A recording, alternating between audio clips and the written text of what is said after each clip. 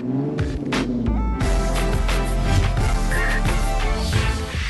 we showed you guys the 2015 Isuzu D-Max. Exactly. Now it just makes everything harder on how to buy a car. Precisely, no? Parang ang dami mong kailangan isipin, and it's really a major decision. Exactly. When choosing a car, what car do you want? Is it a utility vehicle? Is it an everyday vehicle?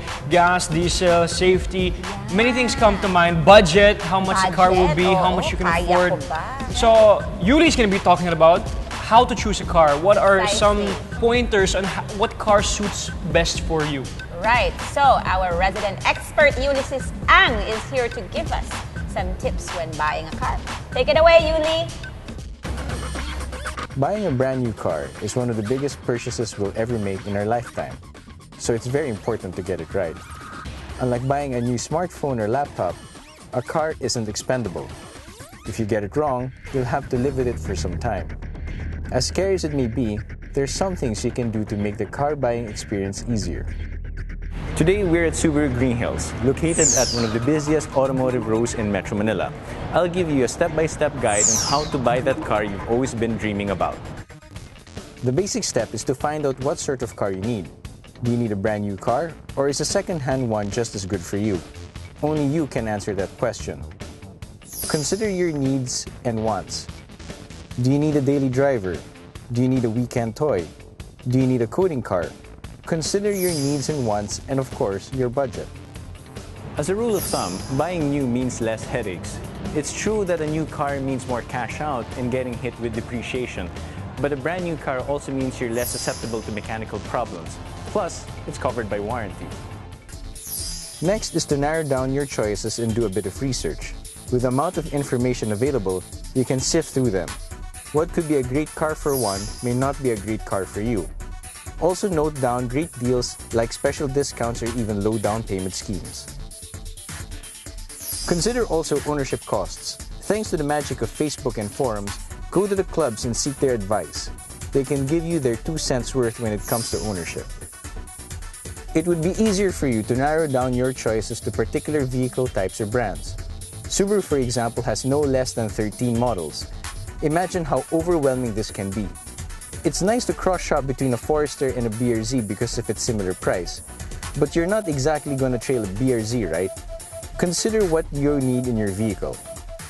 Once you've narrowed down your choices, it's best practice to see them in the flesh. They may look nice in pictures, but you don't buy a car just because it looks good. Sure, aesthetics play a role, but function is much more important. Take the time to visit showrooms and look at the car you're thinking of getting. Sit in it. Fiddle with the controls. Does it feel right? Does it have enough space? Can it fit my family? Does it feel claustrophobic? Can it fit my bikes? Remember, make sure you're comfortable with it. Then, take the time to test drive.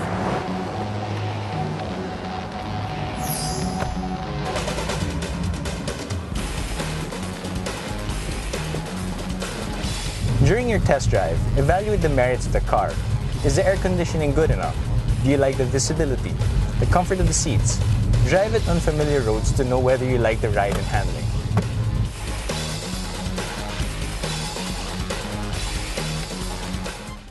Also, don't be scared to ask questions. If you don't know what a particular function or feature does, ask.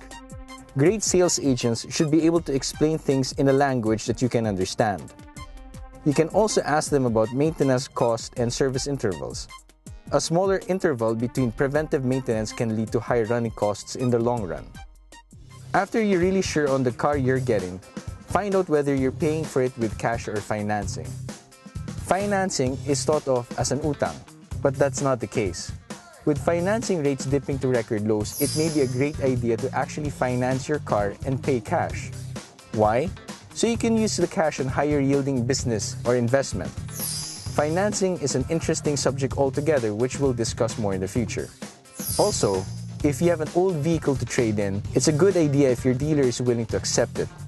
Sure, you stand to earn less compared to selling it in the open market, but things are much more convenient that way.